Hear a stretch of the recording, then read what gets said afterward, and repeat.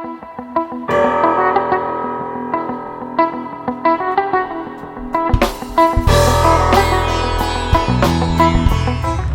right, so I came down here to the Hanover Courthouse and gonna take a look around the Hanover Tavern.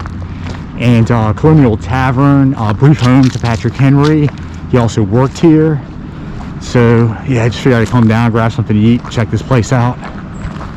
All right, so I'm in the actual tavern section of the tavern. And this is the old Cage Bar. It was pretty popular for taverns back then to keep the alcohol locked up. And yeah, this is actually original. So some old cigars back there.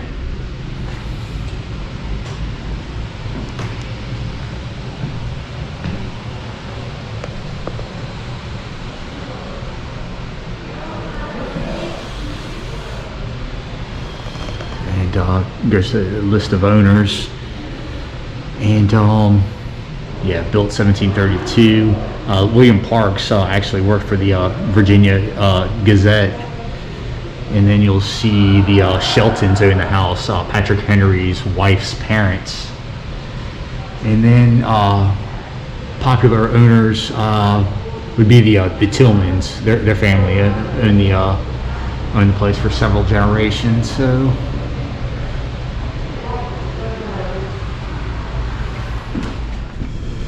this is the main dining area at the time. And this arch was a popular piece of architecture.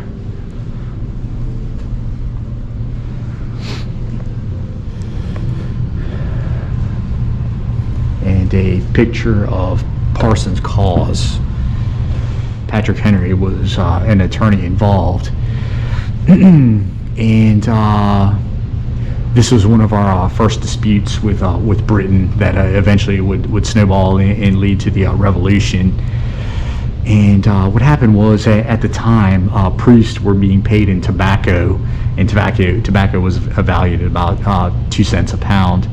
And there had been a drought for about 3 years, so the price of tobacco was inflated to, I think, around 6 cents a pound. So the House of Burgesses jumped in, and they said, okay, so now we're just going to pay you guys in straight cash. We're going to pay you straight 2 cents a pound.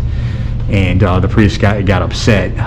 They pleaded to the king, and the king actually vetoed the law. And yeah, that sparked anger from the colonists. And yeah, so it became a major case. And the court sided with the clergy, but they only awarded them 1 penny, so it pretty much nullified the king's veto.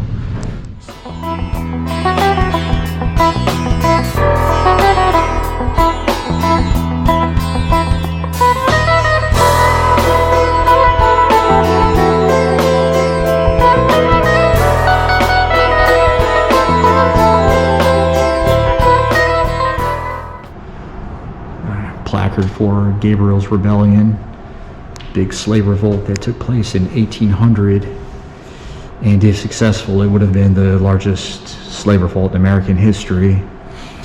So Gabriel was a slave from a plantation here in Hanover.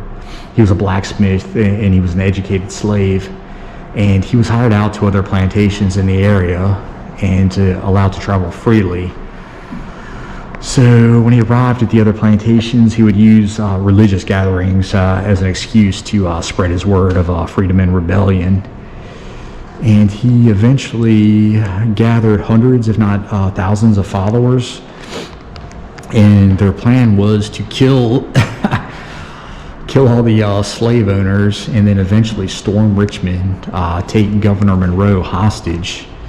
But the night of the rebellion, there was a heavy rainstorm, and then also some other slaves who were sympathetic to their owners, didn't want to see them murdered, had ratted them out, and so the militia arrived to squash things. Bradley Theater used to be the Barksdale Theater, one of the oldest dinner theaters in the country, and it opened in 1953.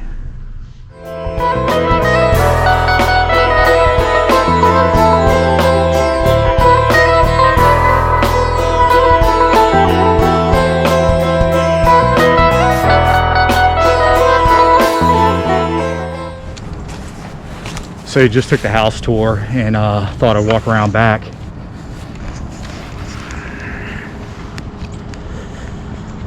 And back here it looks like this is the old smokehouse, and I think it's the only dependency on the property, and I'm not going to fool with that. Yeah, so back to the building, and this actually wasn't the original Hanover Tavern. The original Hanover Tavern, that was somewhere in the area. They're not even exactly sure where, but that was built in 1732 and lasted until the 1790s, when eventually this building was built. And when this building was built, it was actually a smaller building that just stretched from the chimney on the left to that first chimney in the center. And then yeah, then in 1822 a building was built to the right, going from that chimney there in the middle to the chimney on the right. Then in the 1830s the whole thing was combined into one big building. And then over the years, yeah, there were several add-ons, and recently they added this wing, and they added these areas up front here, adding some restaurants and whatnot. This coach house is actually pretty new. So yeah, so the original Hanover Tavern, yeah, it was actually owned in the 1750s by Sarah Shelton and Patrick Henry's first wife. So yeah, her parents owned the tavern, and Patrick and his wife lived here for a little while after they're married. Patrick actually worked here for a time. He bartended, he played his fiddles, greeted guests. Yeah, a lot of judges, lawyers stayed in here, and they think that's where Patrick Henry was first introduced to law, and kind of got the idea maybe to become a lawyer. So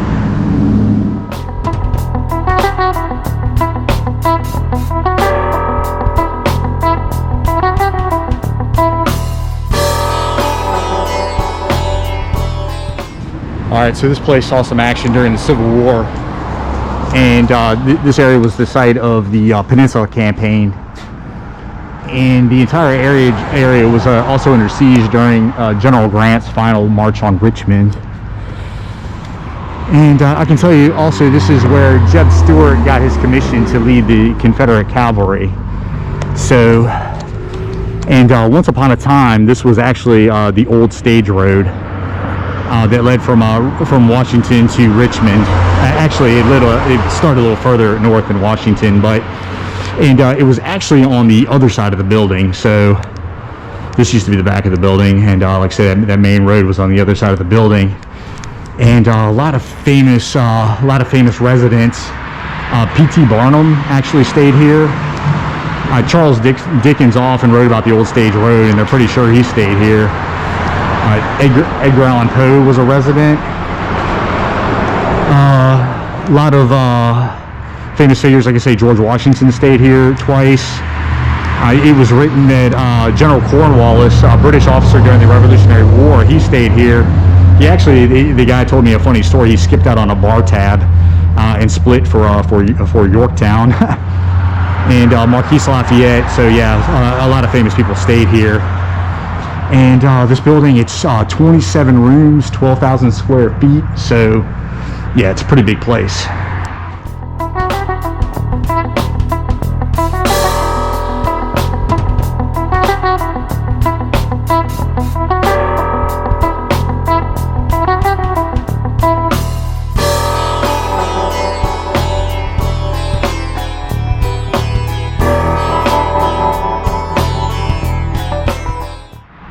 Kind of a neat placard I found over here. So this Martha Fields was a slave at a plantation back behind the courthouse, and after the Union Army passed through, she followed them across the Paul Monkey River and eventually onto Hampton, where she escaped, and then after the war she got her freedom. So kind of a cool story.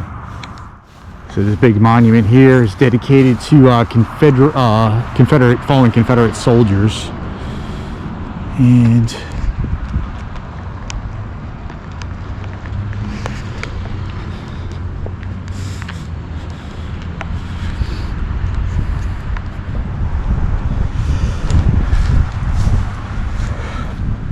the old Hanover courthouse. And this is where Patrick Henry made his arguments in that Parsons cause that I was talking about earlier. And okay, it looks like it was built in 1735. So yeah, I'm gonna get a picture. This is awesome lighting. And this is the old stone jail. Actually, it was originally a wooden building, burned down, killing some of the prisoners. But yeah, rebuilt as this stone jail, this medieval looking door.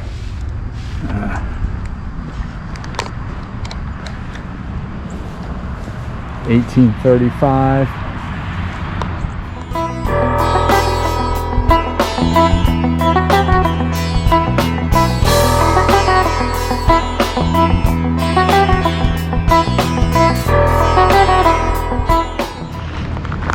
All right, cool, that was it. So also wanted to say for anybody who might be watching my videos, if you've got any ideas of any other places in the state to hit, let me know. Starting to run low on ideas. Trying to save the big plantation homes, the bigger sites for the springtime. I just don't think it serves them justice this time of year. I just kind of want to go when everything's green and the gardens are in bloom. So anyway, if you have any good ideas, let me know. See ya.